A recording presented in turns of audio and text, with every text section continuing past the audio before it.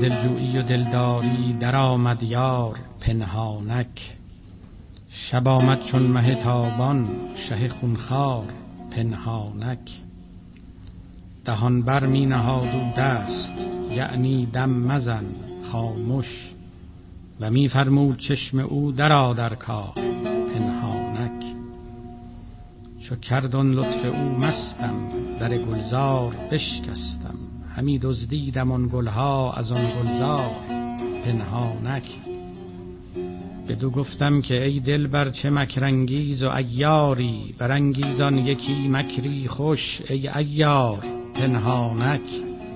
بنه بر گوش من آن لب اگر چه خلوت است و شب، مهل تا برزند بادی بر آن اسرار پنهانک.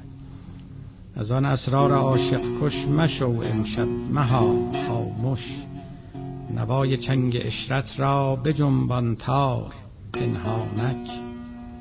بده ای دلبر خندان به رسم صدقه پنهان، از آن دو لعل جان افزای شکربار پنهانک.